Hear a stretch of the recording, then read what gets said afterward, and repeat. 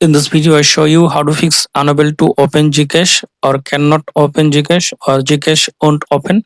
For fixing this GCash not opening problem, go to Play Store, search GCash, tap on GCash, update your GCash app. Now go to settings, then tap on search settings. Now search for developer option. Tap on developer option. Now disable use developer option. Then go to apps. Then go to see all apps. Now search GCash. Tap on GCash. Tap on force stop. Tap on OK. Tap on storage and cache. Clear cache. Now open GCash app.